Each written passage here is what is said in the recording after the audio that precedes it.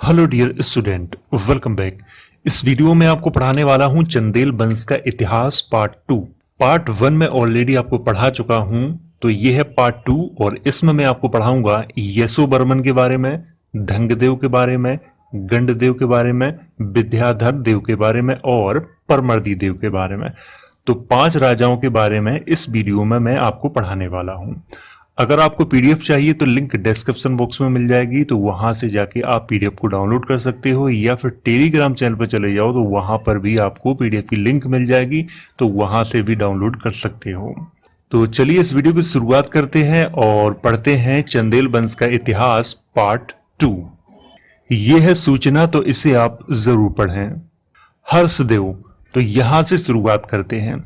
इससे पहले मैंने आपको पढ़ाया था राहिल के बारे में, तो ये आपको याद होगा, पार्ट 1 में मैंने आपको पढ़ाया था। हर्षदेव राहिल्या के पुत्र तथा उत्तराधिकारी थे। हर्षदेव का शासनकाल संभवतः 900 से 925 ईस्वी के मध्य में था। देखिए मैंने यहाँ पे संभवतः लिखा हुआ है। जितने भी राजा हुए चंदेल वंश में, उनके जो शासनकाल है वो निश्चित नहीं है, संभवतः है, तो इसीलिए मैंने यहाँ पे संभवतः लिखा हुआ है हर राजा के शासनकाल से पहले। हर्षदेव के बारे में जानकारी खजुराहो लेख में मिलती है। आपको ये याद रखना है कि हर्षदेव के बारे में जानकारी कहाँ मिलती है? खजुराहो लेख में मिलती है। खजुराहो लेख के अनुसार हर्षदेव एक शक्तिशाली तथा स्वतंत्र राजा थे, परंतु इतिहासकारों ने हर्षदेव को स्वतंत्र राजा नहीं माना है। थोड़ी यहाँ पे चर्चा कर लेते हैं। देखिए यहाँ पे कहने का मतलब है, अगर खजुराहो लेख के अनुसार देखा जाए तो वहां पे लिखा हुआ है कि हर्षदेव शक्तिशाली राजा थे और एक स्वतंत्र राजा थे, लेकिन जो आधुनिक इतिहासकार हैं वो हर्षदेव को ना तो शक्तिशाली मानते हैं और ना ही स्वतंत्र राजा मानते हैं। तो बस ये आपको यहाँ पे याद रखना होगा। तो जितना ये मैंने हाईलाइट किया हुआ है, बस आपको इतना ही याद रखना है हर्षदेव के शासनकाल से। यशोवर्मन, तो यशोवर्मन के बारे में आप पढ़ते हैं। यशोवर्मन राजा हर्षदेव के पुत्र तथा उत्तराधिकारी थे। यशोवर्मन का शासनकाल संभवतः 925 से 950 ईस्वी के मध्य में था। देखिए मैंने यहाँ पर आपसे शुरुआत में ही बोला था कि संभवतः है, निश्चित इनके शासनकाल नहीं है। यशोवर्मन का वास्तविक नाम लक्षवर्मा था। यशोवर्मन संभवतः स्वतंत्र राजा थे, क्योंकि उन्होंने प्रतिहार राजा महिपाल से कालिंजर का किला छीन लिया था।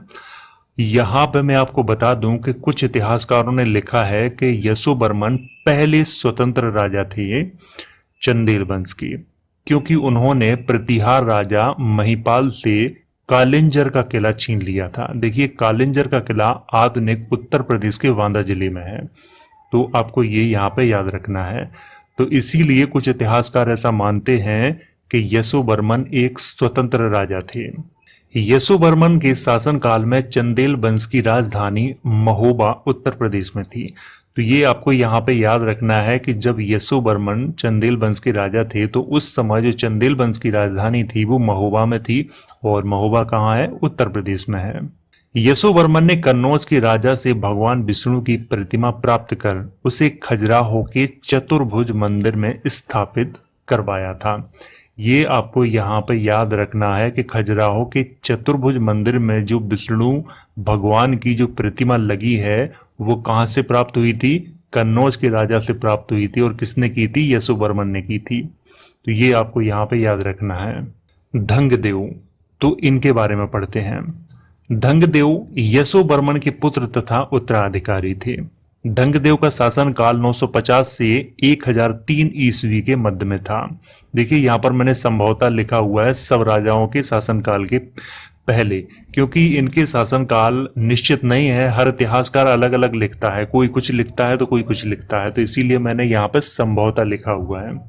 धंगदेव के द्वारा खजुराहो में अनेक मंदिरों का निर्माण करवाया गया था। देखिए यहाँ पे मैं आपको चाहता तो फोटो दिखाता, लेकिन पिछले वीडियो में मैंने एक फोटो आपको दिखाया था, तो आप लोगों ने क्या किया था कि उस वीडियो को फ्लैग कर दिया था।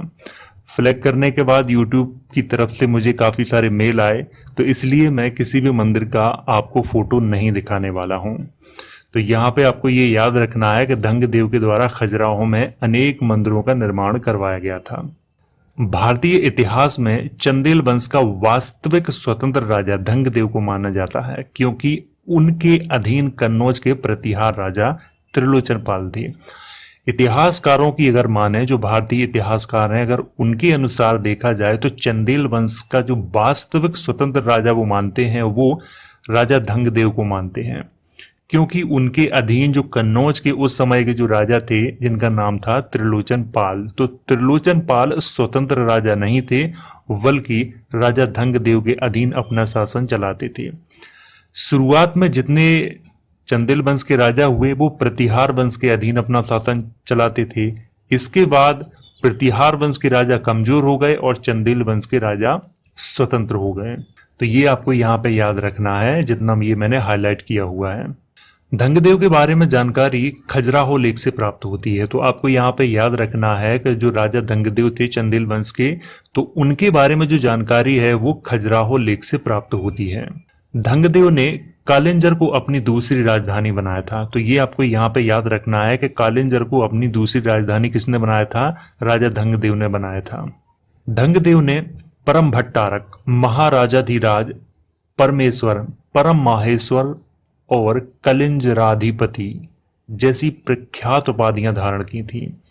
तो ये आपको याद रखना है कि राजा धंगदेव ने परम भट्टारक, महाराजाधिराज, परमेश्वर, परम माहेश्वर और कलिंजराधिपति की उपाधियां धारण की थी।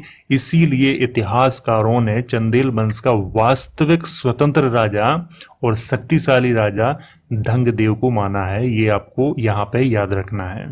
गंडदेव, तो अब इनके बारे में पढ़ते हैं। गंडदेव राजा धंगदेव के पुत्र तथा उत्तराधिकारी थे। गंडदेव का शासनकाल संभवतः 1003 से 1017 ईस्वी के मध्य में था।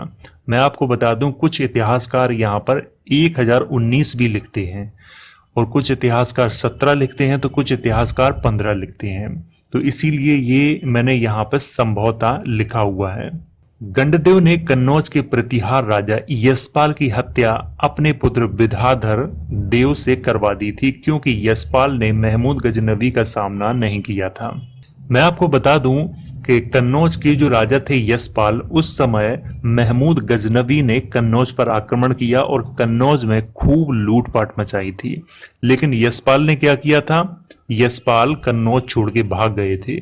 इसी से गुस्सा हो गए थे कौन?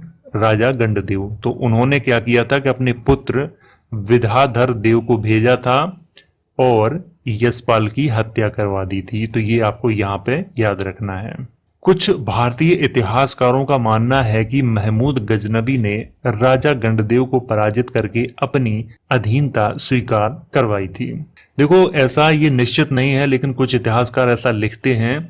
वो ऐसा लिखते हैं कि जब महमूद गजनवी को ये पता चला कि राजा गंडदेव ने अपने पुत्र को भेजकर यशपाल की हत्या करवा दी है, तो इसी का बदला लेने के लिए महमूद गजनवी ने चंदेल वंश का जो साम्राज्य था, राजधानी थी, उस पर आक्रमण किया और राजा गंडदेव को उन्होंने अपनी अधीनता स्वीकार करने के लिए मजबूर किया था। ऐसा कुछ इतिहासकार लिखते हैं, लेकिन उनके अभिलेख अगर देखें चंदेल राजाओं के, तो इस तरह की कोई जानकारी उनमें नहीं मिलती है। तो आपको बस इतना याद रखना है जितना ये मैंने हाईलाइट किया हुआ है। विद्याधर देव, अब इनके बारे में पढ़ते हैं। विद्याधर देव राजा गंडदेव के पुत्र तथा उत्तराधिकारी थे। विद्याधर देव का शासनकाल संभवतः 1017 से 1029 ईस्वी के मध्य में था। विद्याधर देव के शासनकाल में चंदेल कला एवं वास्तुकला में विशेष उन्नति हुई थी। तो आपको ये याद रखना है कि जब विद्याधर देव शासन कर रहे थे तो उस समय चंदेल कला और वास्तुकला में विशेष उन्नति हुई थी। तो ये इनके शासनकाल से ये याद रखना है आपको। यशोवर्मन धंगदेव और विद्याधर देव के द्वारा नांगर शैली में बनवाए गए कंदरिया महादेव मंदिर, लक्ष्मण मंदिर, विश्वनाथ मंदिर और पार्श्वनाथ मंदिर थे। ये आपको याद रखना है यहाँ पर यशोवर्मन धंगदेव और विद्याधर देव।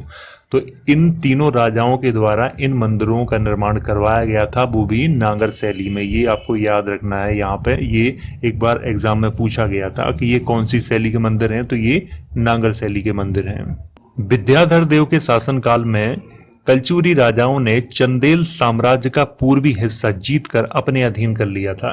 देखो यहाँ पर मैं आपको समझा देता हूँ कि विद्याधर देव के शासनकाल में क्या हुआ था कि जो कलचुरी राजा थे उन्होंने चंदेल साम्राज्य का जो पूर्वी हिस्सा था उसे जीत लिया था, लेकिन विद्याधर देव ने उनके खिलाफ कोई युद्ध की घोषणा नहीं की थी, क्योंकि विद्याधर जानते थे कि अगर युद्ध होता है तो उनकी पराजय निश्चय है। इसीलिए कलचुरी राजाओं से उन्होंने कोई युद्ध नहीं किया था। विद्याधर देव के बाद विजयपाल, जिनका शासनकाल 1030 से 1045 ईस्वी के मध्य में था, और देवबर्मन, जिनका शासनकाल 1045 से 1060 ईस्वी के मध्य में था, राजा हुए, परंतु इनके शासनकाल में कोई विशेष घटना नहीं हुई। मैं आपको बता दूं कि विद्याधर के बाद विजयपाल और देवबर्मन ये राजा हुए, लेकिन इनके शासनकाल की जानकारी ना तो खजुराहो लेख में है और ना ही किसी इतिहासकार ने इनके बारे में ठीक ठीक से जानकारी लिखी है। तो इसीलिए मैंने केवल इनके नाम लिखे हैं, यहाँ पर ज्यादा कुछ इनके बारे में मैंने लिखा नहीं है। तो आपको ये याद रखना है, यहाँ पर जितना ये मैंने हाईलाइट किया हुआ है ये आपको याद रखना है। कीर्ति सिंह, तो कीर्ति सिंह के बारे में अब पढ़ते हैं। कीर्ति सिंह का शासनकाल संभवतः 1060 से 1100 ईस्वी के मध्य में था। देखिए यहाँ पर संभवतः लिखा हुआ है, निश्चित नहीं है इनके शासनकाल, इसीलिए मैंने संभवतः लिखा हुआ है यहाँ पे। कीर्ति सिंह का वास्तविक नाम कीर्ति वर्मन था। मैं आपको बता दूं, कुछ इतिहासकारों ने इनका नाम कीर्ति वर्मन लिखा है, तो कुछ इतिहासकारों ने इनका नाम कीर्ति सिंह चंदेल लिखा हुआ है। कीर्ति सिंह के पिता का नाम विजयपाल तथा माता का नाम भुवन देवी था। ये आपको यहाँ पे याद रखना है, ये जितना मैंने हाईलाइट किया हुआ है ये आपको याद रखना है। इनके पिता का नाम विजयपाल और माता का नाम भुवन देवी था। महोबा में कीरत सागर का निर्माण राजा कीर्ति सिंह के द्वारा ही करवाया गया था। आपको ये याद रखना है, ये एक बार एग्जाम में पूछा गया था। कीरत सागर का निर्माण किसने करवाया था? राजा कीर्ति सिंह चंदेल ने करवाया था। ये आपको यहाँ पे याद रखना है, ये बहुत महत्वपूर्ण है। कीर्ति सिंह के बाद सुलक्षण वर्मन, जिनका शासनकाल 1100 से 1115 ईस्वी के मध्य में था। इसके बाद जय बर्मन राजा हुए, जिनका शासनकाल 1115 से 1120 ईस्वी के मध्य में था।